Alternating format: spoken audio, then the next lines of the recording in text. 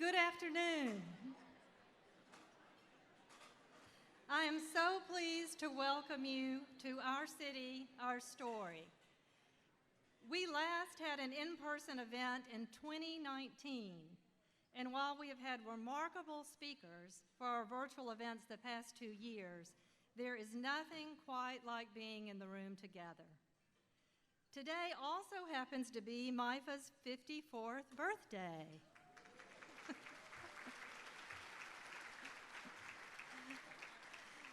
We were founded on September 15th, 1968, and I can't think of a better way to celebrate than here with all of you.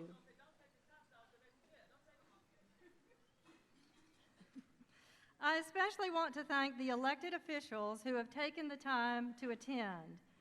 The issues and challenges we will discuss here today will require community-wide solutions, and we are grateful for your commitment to Memphis and Shelby County. Would our elected officials please stand for a moment? I know there are a few.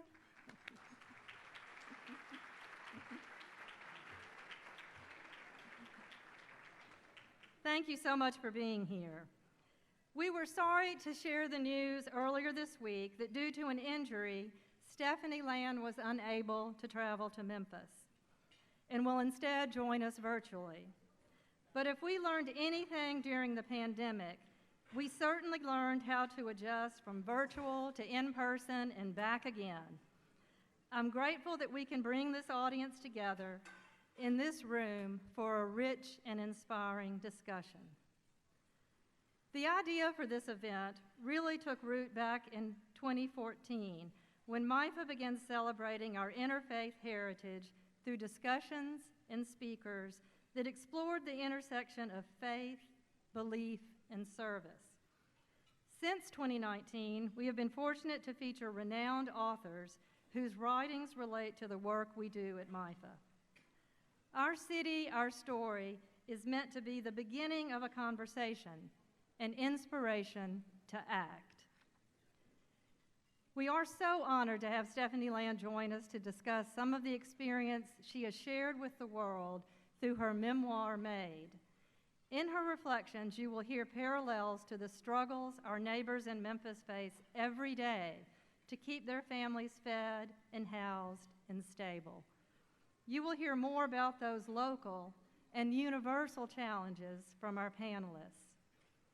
I hope what you hear today will inspire you to act, to join the nonprofit community in our work, to advocate for solutions to the affordable housing crisis we are undeniably in, to help us pursue innovative community solutions to homelessness and housing, because our service providers cannot do it alone. We need bold ideas and broad support. We need your help to continue the conversation beyond this event. I want to take a moment to thank the sponsors whose support has made Our City, Our Story possible. Thanks to our presenting sponsors, the Mike Curb Foundation and Evolve Bank and Trust. And to our supporting sponsors, Blue Cross Blue Shield of Tennessee Community Trust, NextAir, Nike, Pfizer, State Systems, and Truist. You can find a full sponsor listing in your program. At your table, you'll find cards to enter the drawing for a special gift. You will also find donation envelopes to make a contribution to MIFA. In addition to being an opportunity for education and awareness, this event is a major fundraiser for MIFA that supports our programs for seniors and families. Now it is my honor to introduce the chair of MIFA's Board of Directors, Dr. Stephen Cook. Several years ago, when we were exploring possible books and speakers to feature for Our City, Our Story, it was Stephen who proposed the book Made. So it is fitting that in Stephen's first few months as chair of our board, Stephanie will be our speaker today. Thank you again for joining us, and I hope you enjoy the program.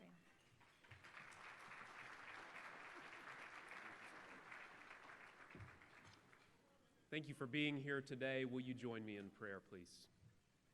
Our Creator and our Keeper, we gather today grateful for the opportunity we have to share in fellowship around these tables, for the privilege that we enjoy of belonging in this beloved community. Beleaguered though we are here, and we are grateful. And we recognize that before us we have challenges and we have opportunities. And we pray that you use that which we receive today, the nourishment we enjoy at our tables, and the learning and the growth that we experience now, as motivation for us to be able to serve you and to serve your people. Amen. And now it is my pleasure to be able to introduce to you,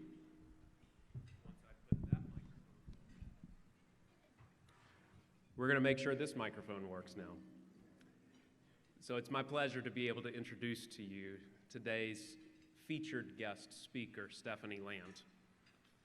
Her best-selling memoir, Made, Hard Work, Low Pay, and a Mother's Will to Survive, recounts her experiences as a single mother, as she was trying to navigate the systems that are intended to give support to persons in need, and yet those systems often keep them stuck instead. She offers a unique and a heartfelt and insightful perspective from the front lines of her struggle in poverty. Her story reveals some of the forces that lock a family in systemic poverty: domestic violence, untenable minimum wage, high housing costs, and government assistance programs that fail the people that they are intended to serve. Made went on to inspire Netflix's Golden Globe and Emmy Award nominated original series of the same name. And Stephanie Land was one of the executive producers for that. And the show is one of Netflix's most watched series ever. And one of the most remarkable things about this series is that the National Domestic Violence Hotline reported that their call volume in the month following the show's premiere increased by 25%. It was higher than any other month in its 25-year history. Stephanie Land writes about economic and social justice, domestic abuse, chronic illness, and motherhood. Her work has been published in the New York Times, the Washington Post, the Guardian, the Atlantic, the New York Review of Books, and others.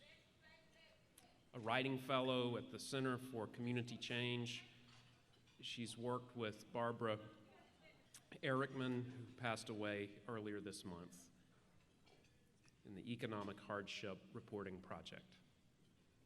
It's my pleasure for us to be able to have Stephanie with us, and we recognize that these are not the circumstances that we had planned, but we are still so very fortunate to have the technology that allows us to be able to have this time with her. Will you join me in welcoming Stephanie Land?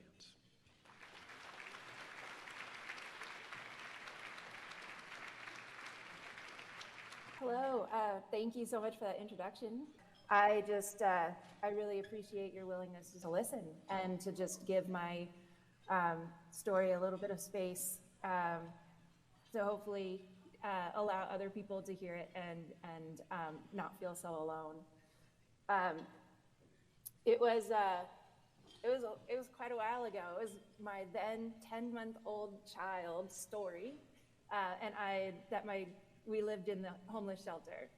I sat up late at night and long after my baby daughter had gone to sleep, and as the night stretched out before me, I tried to envision our future, our happy life. And there would be a large yard and some freshly cut green grass with a tree and a swing hanging from a branch.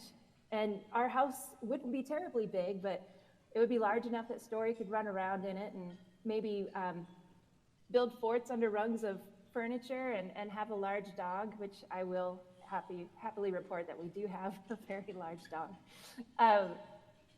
Story would not only have her own room, but her own bathroom too. And maybe I would have a guest room and an office to write in, just like this one, but it's actually a shed out in the backyard. A real couch and a matching love seat, a garage. And at the time, I thought that if we only had those things, then we would just automatically be happy. But around the time that Maid came out in January of 2019, several people said that my fall into poverty began with an unexpected pregnancy, but I have never really seen it that way. My child didn't learn to walk in a homeless shelter because I chose to bring her into the world. She took those first steps on that dirty tiled floor because I just escaped an abusive relationship with only a couple $100. And because my family had turned their backs on me or couldn't help us, and because I simply couldn't find work, and because I couldn't find work, then a grant for childcare was not even attainable. You see, I needed to obtain a job first that I could do while my kid was at daycare before I'd even get approved for that grant. And because most of the daycare centers who accepted that grant were open Monday through Friday, 9 to 5, the evening and weekend work and the restaurant work that I'd always done throughout my 20s was not even an option. So without office skills or college degree, and in the height of a recession era job market, cleaning houses rose to the surface as the only job that I could really do. But after months of working as a maid, I saw that most of my clients had all of these things, the things that I had yearned for in those dark nights of sitting up alone. And they did not really seem to enjoy life more than I did. Most worked long hours away from those homes they fought so hard to pay for. And I began to pay attention to the items that cluttered their kitchen counters and the receipts for rugs that were as expensive as my car and a bill for a dry cleaner that could replace half my wardrobe. In contrast, I divided my hourly wages into 15-minute increments to add up how much of my physical work paid for the money that it took just in gas to get to work in the first place. Most days I spent at least an hour. But my clients seemed to work long hours to pay for some unused spaces and lavish cars and boats and sofas that they covered with a sheet. They worked to pay me and the cleaning service that they hired, who paid me just above minimum wage, to keep it all spotless and in place and acceptable, while they paid for my work like I was some kind of magical cleaning fairy. I was anything but that, shuffling from their house like a nameless ghost. My face had an ashen hue from lack of sun and dark circles under my eyes from lack of sleep, and my hair was usually unwashed and pulled back into a low ponytail under a handkerchief. I wore these pairs of Carhartt cargo pants until the holes in the knees were unsightly enough that my boss would tell me to replace them. But I usually didn't even have money to replace work clothes. I worked through illnesses, and I brought my child to daycare when she was sick and should have been at home with me. My job offered no sick pay or no vacation days and no foreseeable increase in wage, and yet I begged to work more. Wages lost from missed work hours could rarely be made up, and if I missed too many, I risked being fired. My car's reliability was vital, since a broken hose, a faulty thermostat, or even a flat tire could throw us off and knock us backward and send us teetering, falling back toward homelessness again. I relied on government assistance to survive. Childcare grants, food stamps, Medicaid, utility assistance, and even gas vouchers were absolutely vital and made it possible to use my limited income for rent, because the rent always eats first. There were days in the month before the food stamp money was replenished that I went to bed very hungry or ate very little. After paying bills, I often had no more than $20 left for the whole month. No matter how hard I worked, it felt like it was never enough, or that I was enough. We lived and we survived in that careful imbalance, but this was my unwitnessed existence as I polished another's to make theirs appear perfect. but this is the reality for millions of Americans and workers struggling to survive on minimum wage. There is a myth in this country that if you work hard and pull yourself up by the bootstraps, you're going to make it. To those who believe that myth, they also believe that if you're not making it, then you're just simply not working hard enough. But the math doesn't add up when we're still fighting for a $15 minimum wage. And estimates say a single parent would need to make at least $30 an hour just to make ends meet, or work 140 hours a week at a minimum wage job. For those who turn to the government for support, there's often an air of mistrust and judgment. The stigma surrounding those who use safety net programs is that those people don't want to work. But in applying for government assistance, I had to not only constantly prove that I was physically working, but that I wasn't squirreling away money somewhere or even driving a nice vehicle. My total assets were not allowed to be more than a few $1,000s, and that included my car. Even a 50-cent pay increase could mean that I would no longer qualify for childcare or food to feed my child. And the aid application process alone seemed designed to discourage people from even trying. The paperwork was usually dozens of pages thick and required access to a computer with an internet and a printer. Little things like mandatory appointments with caseworkers in the middle of the workday could present an impossible hurdle. So I've known that I wanted to be a writer since I was 10 years old. And for 7 years, I scraped by and I worked my way through college in pursuit of that dream. But every time my car broke down or I lost a day of work, I felt incredibly guilty for pursuing an education, especially in an art degree. I felt like our life didn't afford me this notion of being a writer. And the government did not really seem to approve of it either. The hours that I spent in class or doing homework did not count toward my required work hours to receive benefits. So, as a full time student, working 10 to 15 hours instead of the 20 that I was required, and I had a child who is now over 6 years old, I was denied food stamps. I was punished for fighting to better our lives and my ability to support my kid. But the truth is that for those living in the margins, working day and night to survive, there is often no real path out of poverty. The welfare cliff is too high, and the obstacles are simply too great. The system too broken. Though I would say our system reflects our country's caste system and works exactly how it's supposed to. In writing Made, I hoped the book would change the stigmas that surround single mothers, especially those living in poverty, and the stigmas that say we somehow deserve hardship because of the terrible decisions that we made to get us there.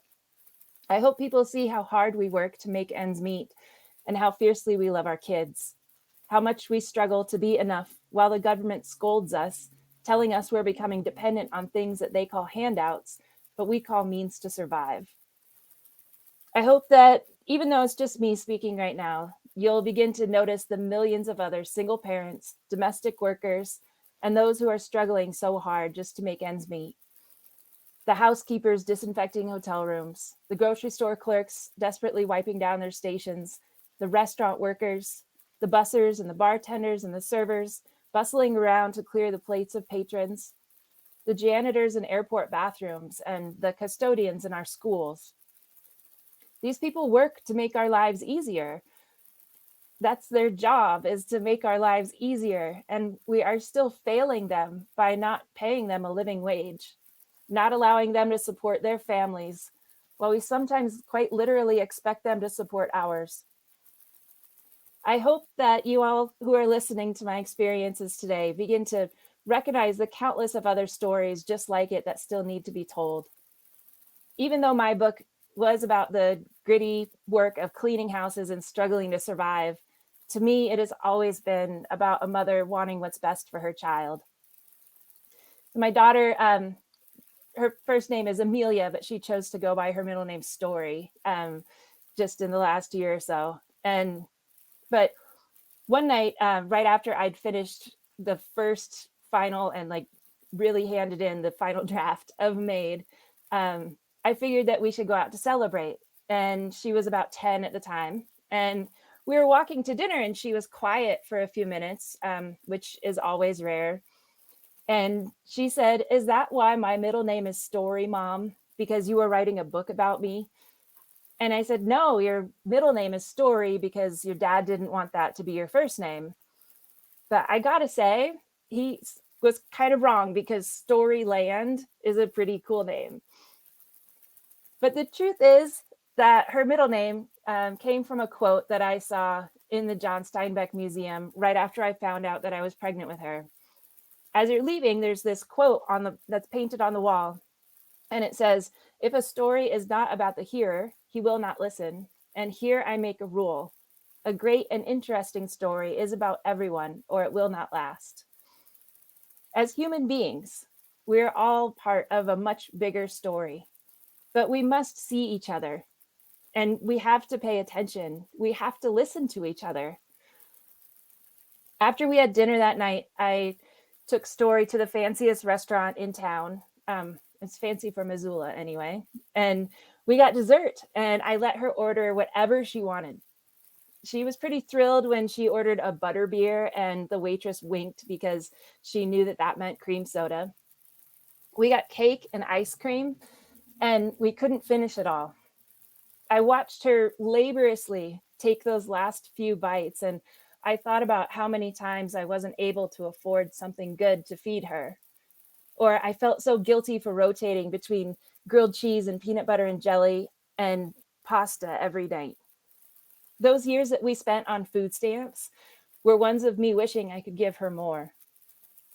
Those times, though, that we really struggled, and when I went to bed exhausted and cold and hungry, my number one fear was that someone would find out about us living in that studio apartment. I was scared that they'd find out about the peanut butter sandwiches and the mold in the walls that was making us sick and come and take my child away from me. I truly believe that the only way that we're going to see collective change in this country is by listening to stories not only like mine, but ones from people who have experienced systemic poverty and systemic racism. If we can somehow start to remove shame from struggle, we'll start to see how many of us are fighting in our own way and create a movement toward empathy. Our dignity as humans does not reside in our success and how many hours we are able to work in a week. Our dignity is being alive and caring for each other and recognizing that we are all equals who all deserve the same opportunities while realizing that many don't have those chances toward success at all. I'm honored by every invitation to share my story and every opportunity to hear others. But I really wish that I could see you all today and that I could see the panels that you're doing, because we need to listen to people in our communities. We especially need to listen to people of color. We need to stop and talk to those who are experiencing homelessness instead of ignoring them or find out what it is that they need. By listening to others' stories, we will evoke empathy and inspire compassion. My story does have a happy ending, but that doesn't mean that I went from welfare to work. I found a wild kind of success that most only dream about and that I dreamt about, but didn't think would actually happen. I am so honored to be here and to help put a different sort of face on poverty and to be a voice for an invisible population of people who too often go unheard and have now seemingly disappeared. I hope that is the part of my story and the part of our story that lasts. Thank you so very much.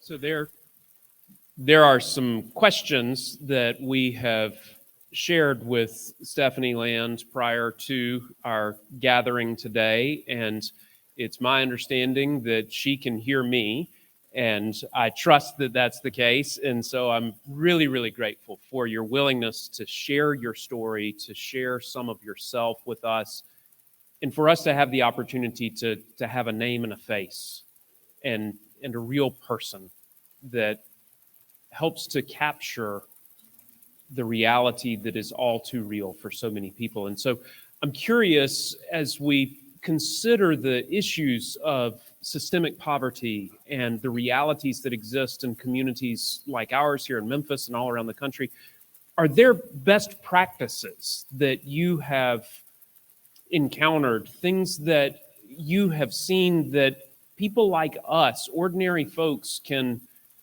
practice as means of helping give support and acknowledgement to those who are struggling and living in poverty? Yeah, this is one that I still end up talking about and kind of struggling with even today.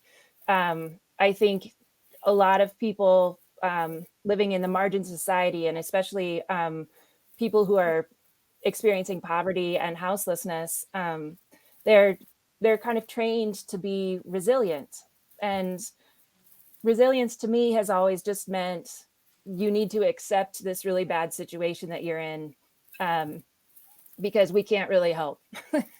So it was like I had to accept that the only amount that I got in food stamps was $187 a month. And if I said something about that, like that was unfair or that wasn't enough, then it was almost like I would receive less attention or less of a listening ear, because I was expected to be resilient, and I was expected to just be happy with my situation, and just be happy that I had survived it. And that is one of the things from that time period that really still affects me today. I still have a really hard time advocating for myself, and for just not automatically telling myself like, oh no, you've got this, this is going to be fine, when really it might not be fine. And I think it would be really amazing if we didn't expect so much from people who are trying to survive and feed their families, and we offered to help them more, and to just look them in the eyes and ask them how they're doing and how they're really feeling about things, and and open up a space for them to really share what they're going through. And in the course of that season of life, you encountered all kinds of different service providers. And you've written this magnificent book that tells your story, but I wonder if you could go back and say something to those service providers, or if you could say something to the service providers that even are in this room today, what would be the kinds of things you would want them to hear from you, from your lived experience? Well, I mean, I think service providers, and especially social workers and people who are trying to get the resources that people need, I think they work extremely hard at doing that. And I think they do a wonderful job. And I think there are just a lot of bureaucracies in place that the government has created to make that whole process from beginning to end extremely difficult. And they do that on purpose. I think it's ridiculous that we have work requirements for people to eat food. And I think it's ridiculous that childcare isn't universally free, and that we're not out there taking care of not only our kids, but the people who take care of our kids. So I think, the thing that really helped me the most was a phone number that I could call. It was 211, and it was call 211 for help. And it was, I don't know, I'm actually not a religious person, but I called that person, whoever answered, it was like a voice of an angel, because they knew exactly who had the resources and where. She could tell me even what church might be able to help me out with something, and just they were really up to speed on everything that was going on in town through many different organizations, and that to me was the most helpful. And there was absolutely no judgment, there was no question of why I needed it or what I was going to do with it. It was just, these people have help for you, you should call them. And I love that you said there was no judgment. You encountered a variety of different attitudes.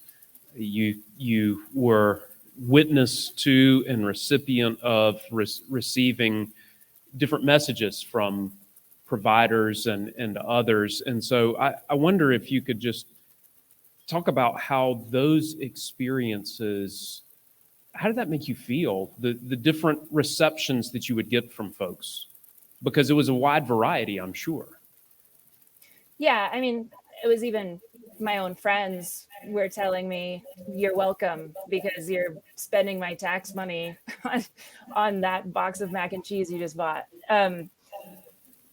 I think there's a lot of privilege in my story. There's a ton of white privilege, and for me, I think this was like back in 2008, 2007, and for me, it took a lot of effort to prove that I was poor and that I didn't have any money, and so I recognized that I was experiencing this world much differently than someone else might, who might not have to prove that they're poor just because of their appearance, and I saw differences in how people reacted to me and how people reacted to others, and so I think there's a lot to be said there of how much poverty and racism go hand in hand, and just to really be a part of that conversation very openly, and just notice that there are different groups that we feel are deserving and not deserving. So powerful. The story, the experience that you've had, so powerful. The life that you have discovered and continue to live into. And so we know about MADE. What's your next writing project? What are you working on now, and what can we look forward to in the days ahead with you? Thank you for asking. I actually have a call with my editor this afternoon because she's starting to get a little concerned. We're sorry, but not sorry for keeping you from that call. No, it's fine. This is my day job after all.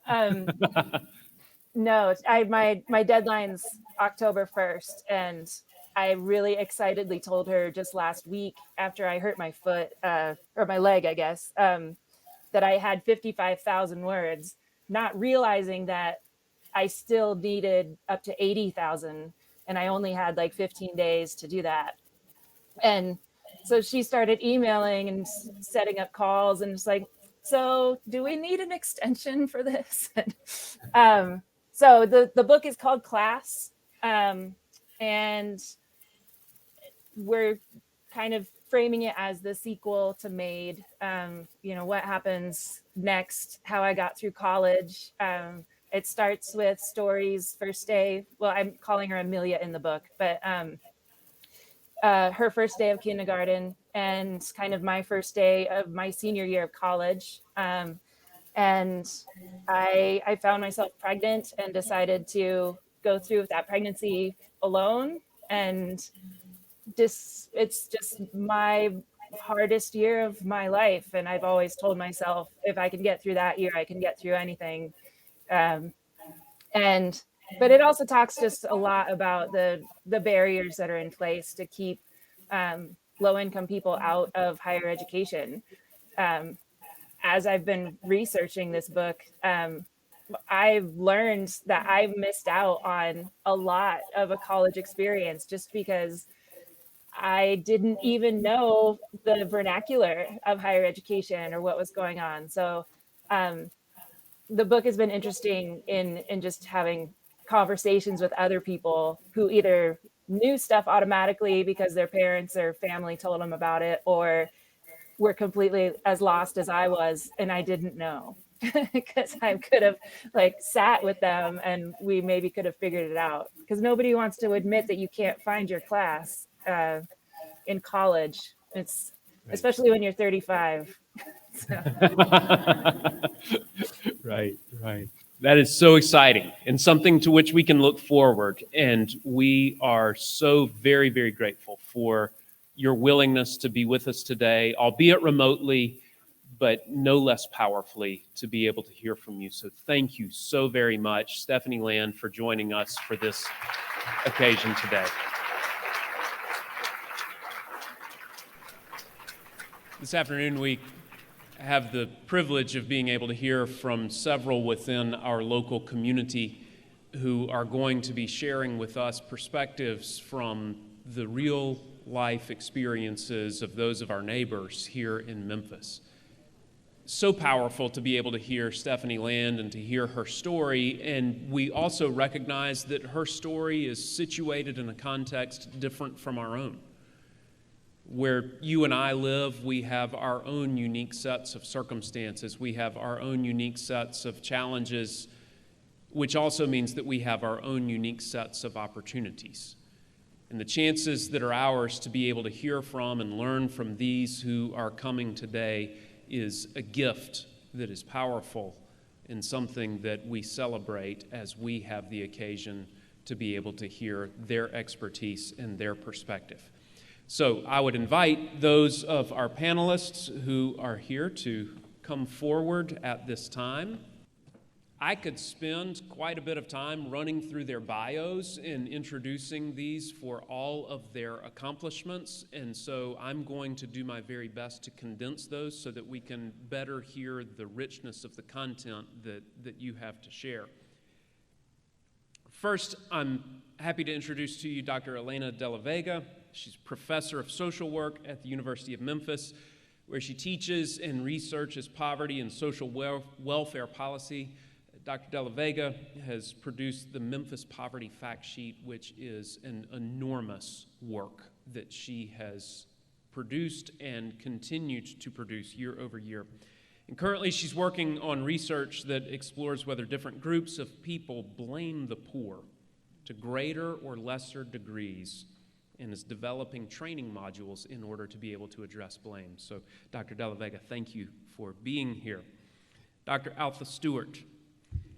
Dr. Altha Stewart, she is the Senior Associate Dean for Community Health Engagement and Director of Public and Community Psychiatry in the Center for Youth Advocacy and Well-Being at University of Tennessee Health Science Center. Her business card is a poster board to fit that title. Dr. Stewart has led large public mental health systems in Pennsylvania, New York, and Michigan. She serves on numerous mental health boards, and she's currently president of the American Association for Community Psychiatry. Dr. Stewart, we're so glad that you are here. Mary Hamlet, native Memphian, current vice president of family programs at MIFA. Mary collaborates with a talented team that's dedicated to ensuring homelessness is a rare, brief, and hopefully one-time experience for families with children. She also serves on the governing council of the Memphis and Shelby County Homeless Consortium and a wide variety of other things. Mary, thank you for doing this today. And Dorcas Young Griffin. She started her career with Shelby County government, serving in several capacities. She's filled a variety of roles in her time in public service. She worked as public health coordinator, the Ryan White HIV program manager, deputy director of the Division of Community Services. But since 2018, she has been serving as the director of the Division of Community Services, and we are so glad that you are here. Will you join me in welcoming these who are sharing with us? So, Dr. Stewart, I'd like to start with you, if I may.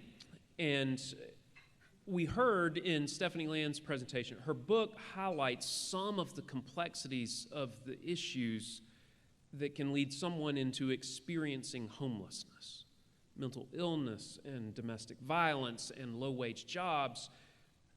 Where do you see those issues in our community, in your work, and in the research that you are doing?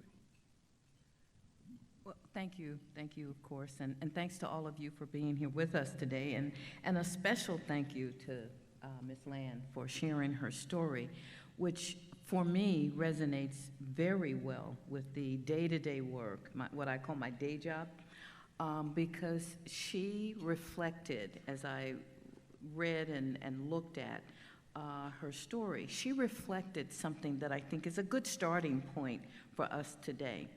As we work in these systems that are, as she said, designed to help people, but really reflect and represent many of the challenges that keep them from getting that help, we should all remember that what we say often is not what people hear. And so the 15-page form to document your poverty, homelessness, abusive history may be a requirement, but is that the absolute necessary first step to engaging someone if you can't look them in the eye? Many of the parents that I work with, of course, part of my work is spent with kids who are going into the juvenile justice system, but many of the parents that I work with, primarily single mothers, tell us all the time that they have given up on making eye contact. They don't want to look people in the eye because of the response they get from those people. They look like they're being put down, like it's their fault. All the things that Ms. Land described are the experiences of the individuals that we should really be extending a bit more grace to. I'm reflecting on the scene in the first episode of that Netflix where the social worker is actually saying good, positive, supportive things. I can do this, you can get this, here's how you get eligible for this. But if you saw that, what you remember that character that portrayed Miss Land in that series, what she was hearing was, it's your fault, you deserve whatever you're getting, this wouldn't happen if you would have done this, you're a bad parent. So reflecting on those things and understanding that when people present to us for help, we have to take part in the dialogue in a meaningful way. They have demonstrated persistence, perseverance, what she describes as resilience. I look at as faith and hope for achieving something different as I attempt to survive. That demonstration of the will to keep going in spite of all the barriers, in spite of how you're made to feel, is something that we really need to reflect in our interaction with them if we're going to be successful in our engagement with them. I think the other thing that she talked about that really resonated with me is that if we make people feel that they're being punished for asking for help, should we really be surprised when they don't come to us for help?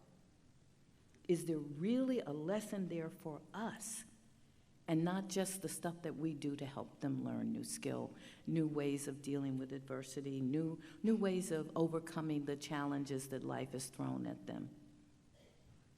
Powerful, powerful. And that feeds well into, Mary, what I want to be able to ask you about because of your role that you play and what you see firsthand, some of the issues maybe that are specific to Memphis, to this community as contributors to families that are struggling to escape the experience of homelessness. What are some of those things that you see?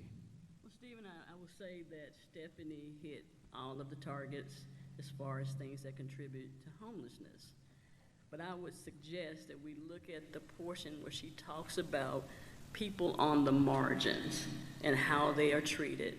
And when you look at a city like Memphis or Detroit or Philadelphia or Chicago that's disproportionately, or shall I say, minority rich in population, that means that the problems get larger and the people, in my opinion, and the opinion of others, are more invisible. We live in a very separate city. We always have. And as we see in Memphis, our gentrification efforts, which are good, but they also disperse people in a way that disrupts communities. It does make it harder for people to call on others for assistance. Our widespread city and limited transportation makes it tough for people to get to better paying jobs.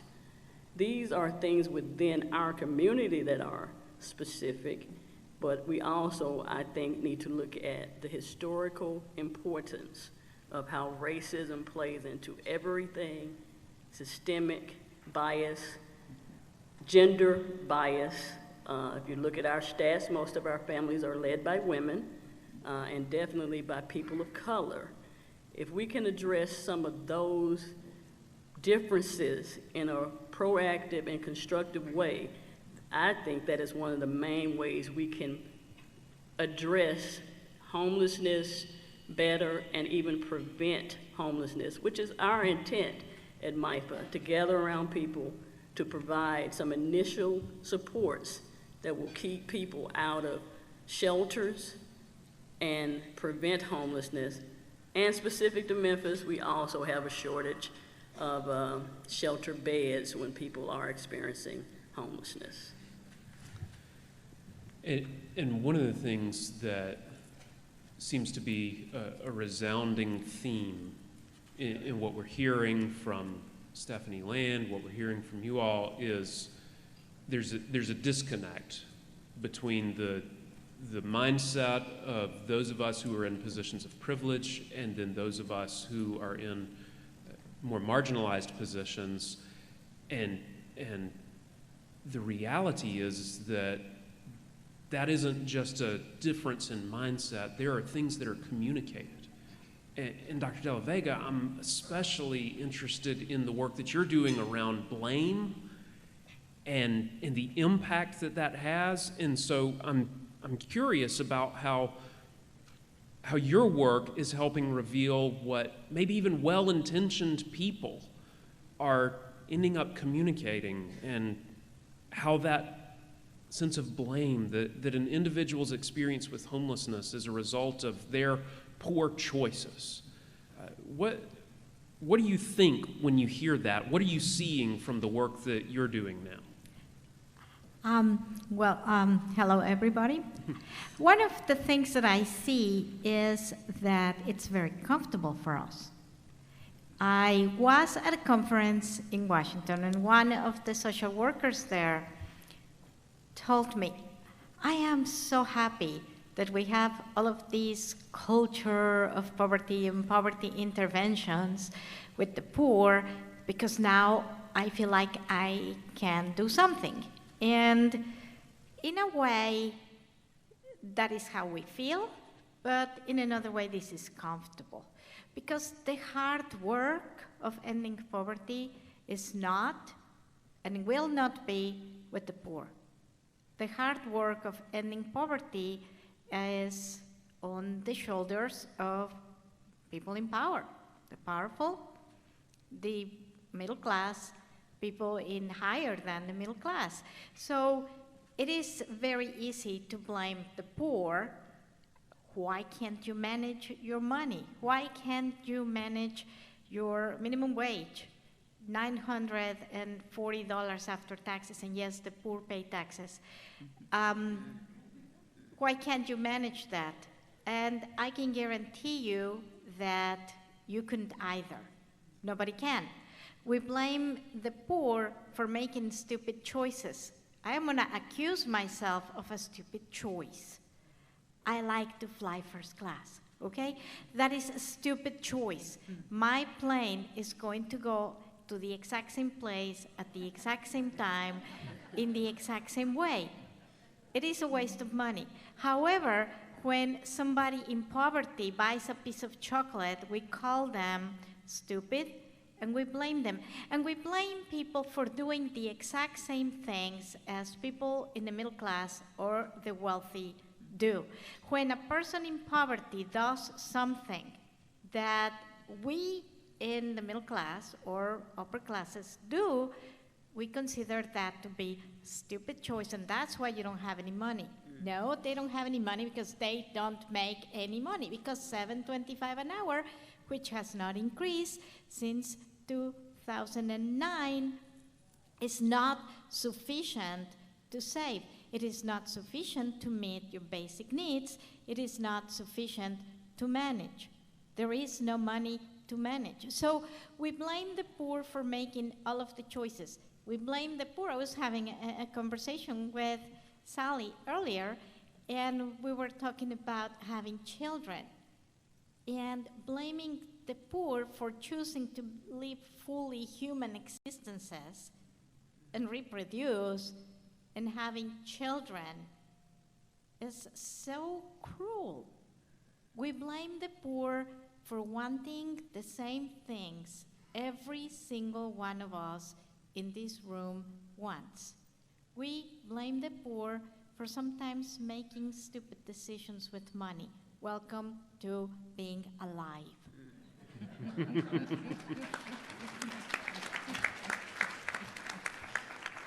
So I want to turn toward a bit about housing. And Dorcas, I want to turn to you with this.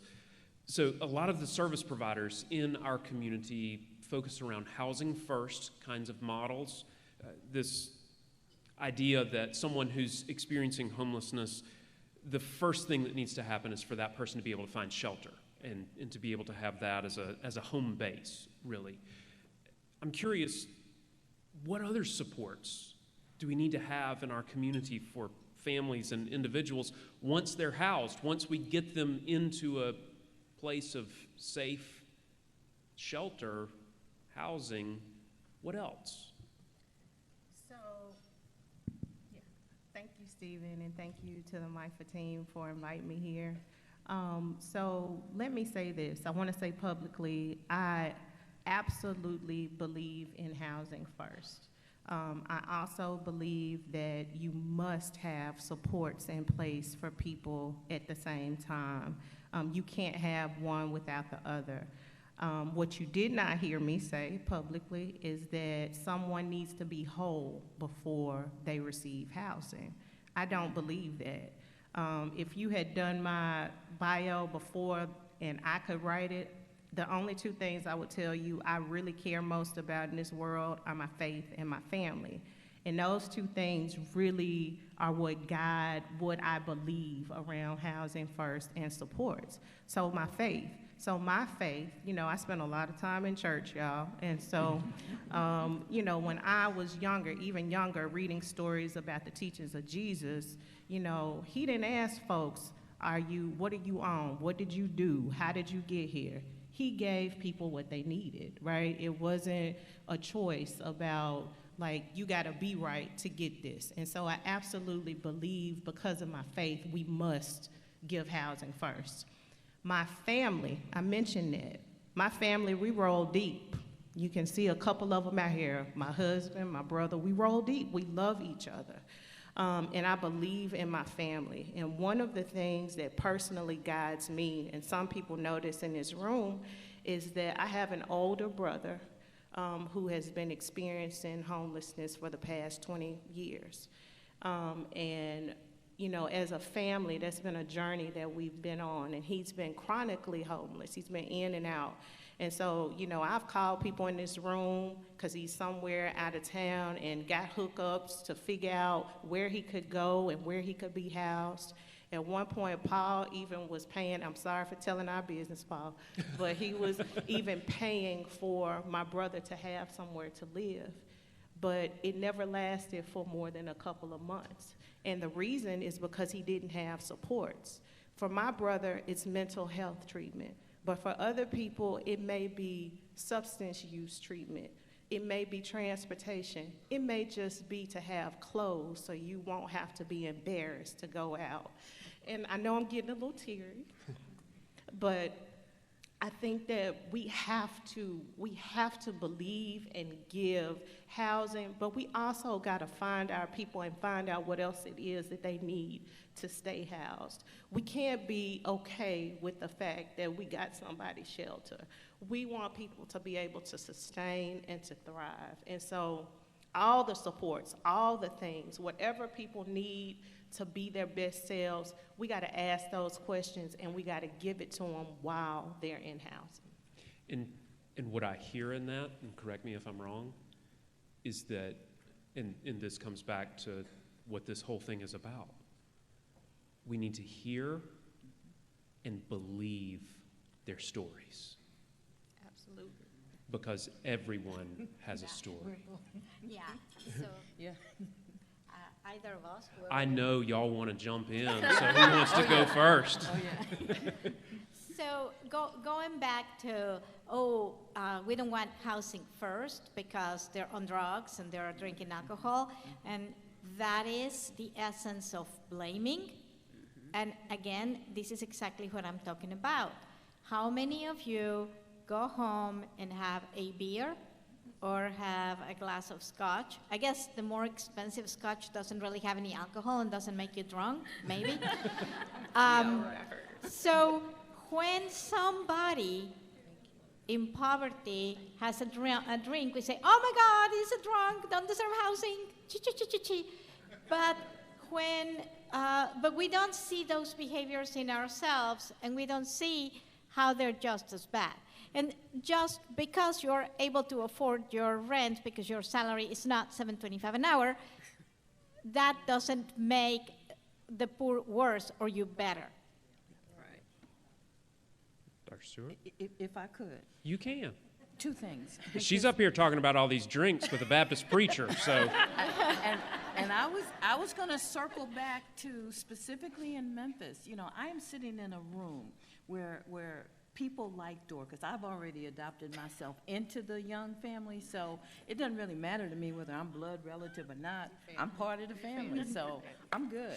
But we are in a place, and in this room, I could count on both hands the number of people in here that I regularly look to for support and guidance and counsel to keep me grounded in the way that Dorcas has described. I saw Rabbi Micah in here. I saw Pastor Norman, Reverend Roz. You know, there are people in here who help us to remember to look people in the eye, to respect them, to say, I see you, I hear you. You are not just another person who is the victim of your own bad choices. Amen, sister. And that as a community, please don't tell your mom I'm out of my lane. Every time I get up here, I start preaching. But as a community, we are in a very unique position, I believe, in Memphis, because we are a community based on faith, a diversity of faith, but a community of faith. Growing up, there were 3 questions that had to be answered. Who your people? Where you go to school? What church you go to?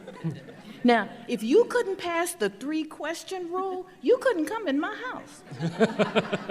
As a boy, you couldn't date me. Well, that was my older brother who also interfered. But you couldn't not answer those questions and be part of our family community. I really do believe there is value in us remembering those things that are unique to us, that allow us to have something to say and do about this issue of poverty, racism, homelessness, blaming children who are traumatized for being children who are traumatized and behaving like children who are traumatized. Exactly. Exactly. Yes. Okay, so we could spend a lot of time with this, but we don't have much time. So I said I felt like a game show host. So here's your prize. You're given a magic wand, and you can wave that magic wand. What's the one thing that you want to see different? And then here's the real challenge for you. Make your answer fit in the length of a tweet. Oh my goodness, I don't even tweet. That's 140 80. characters? 280 now. Yeah, Oh, okay. yeah, they doubled it up, yeah. That's right. That's See right. how old I am. Who do you want to start? Whoever wants to go first. Increase the minimum wage. Okay, all right.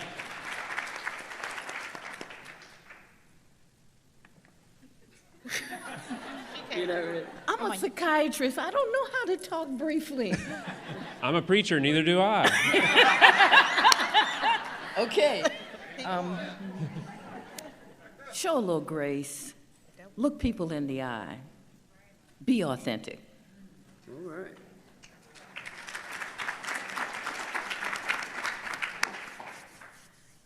Okay, I would give people a good starting point.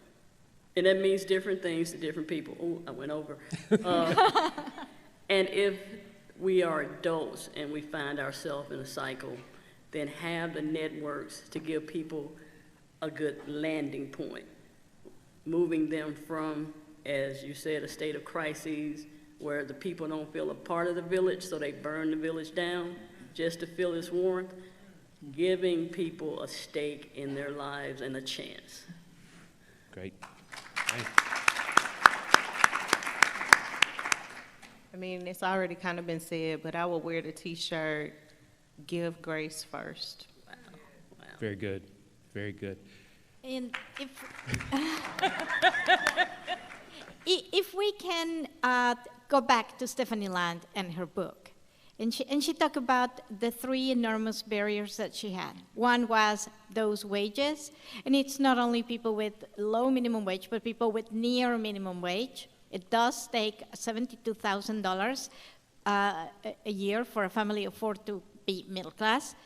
And childcare. Childcare is very important. Public subsidized childcare, because how do we expect mothers to work? And public transportation, which we always oppose when it comes to funding it. Give me those three things, and I will reduce the number of people in poverty. And I don't have to shame anybody. All right. Very good. Thank you. Thank each and every one of you for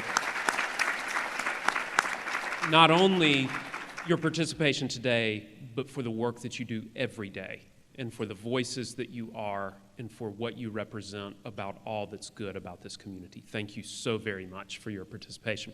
Thank you. I also want to say thank you to our entire MIFA team, the staff that has done such an extraordinary job of preparing this event for us today. Anna Catherine Word has gone above and beyond. I don't know where Anna Catherine went, but she certainly deserves tremendous credit. Charlie Nelson, who has done remarkable work in order to make this happen. I want to call on my friend and colleague in ministry and fellow MIFA board member, Reverend Peggy Jean Craig, who is going to come to help close out the program. Peggy Jean serves as the senior pastor at the Cumberland Presbyterian Church in Germantown, and she also serves on our board of directors with MIFA. Peggy Jean, thank you for being here. Thank each of you for being here. Thank you. You can get up if you want.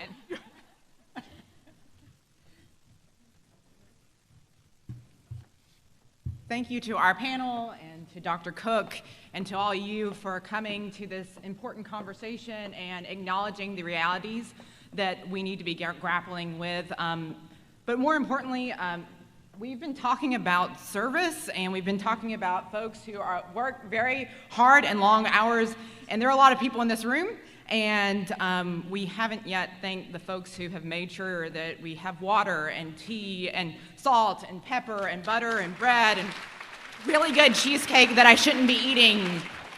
So I really give thanks to all the folks who we may have seen for a few seconds, but have been working countless hours now probably to make sure that this event goes well and to make sure that you are served. I am going to close us today with a sending forth, because in my faith tradition, you can't just pray or you can't just pound a gavel. You actually have to send forth. The prayer is sending you all out into the world, understanding that this conversation is not just a nice event or a place where you can make a donation, but instead this is integral and part of a larger story of the work that needs to be done in Memphis and Shelby County. God, who left heaven to step into our skin, who left paradise to be with us on the streets and in lines, at soup kitchens, at food pantries, at shelters, at DHS, and at the health department. God, who is with us scrubbing floors, cleaning bathrooms, digging in the dirt, working in the hot sun, waiting to work in the hot sun, in isolation, in anguish, in exhaustion, in hopelessness, in hunger, and in poverty. God, who wasn't just with us, but was one of us, who was poor and homeless and undocumented and dependent and abused and arrested and dehumanized and taken from, sucked dry. Lord, who experienced the overwhelming weight of messed up systems, we pray for better ones. We pray for the beloved community, for justice, for equity, for affordable housing, for truly living, not just surviving wages, for healthcare, for jobs, for good bosses and generous clients, for humane people, neighbors, colleagues, friends, and strangers, for rest, for healing, for an end to the violence of poverty and the damage of chronic trauma. Lord, who is present with the least of these, the mama who works 3 jobs, always making the decision between seeing her kids and feeding her kids, between humiliating work and homelessness, the senior who is still on a waiting list to receive meals, the teen who has grown apathetic after calling over and over for change but never seeing it, those who have been laughed at and bullied and spit on and called names and brutalized and tortured, those who have gone unseen, unheard, unpaid, underpaid, uninsured, unnoticed, and yet made in your image. We remember you today, and you and our neighbor on the streets and in supermarkets, at the gas pump, in our own homes, in this room. We pray for a city where every person is housed, where jobs are available and where wages aren't an insult, where the existence of poverty is not an expectation but an anomaly, where MIFA goes out of business because all people in Shelby County have housing and food, work and wages, electricity and water. We pray for a world where peace and prosperity, where justice and flourishing are no longer sweet sentiments but experienced assurances. We pray for our part in making it so. Forgive us for worshiping the system instead of the one who has always been outside of it. Forgive us for judging, demeaning, and dismissing any one of our brothers and sisters, and change us. Transform us, and as we remember you, please remember us, so that we might be strengthened, sustained, and energized to go out and usher in your justice and peace and life throughout our beautiful city. May it be so. Amen. Go in peace.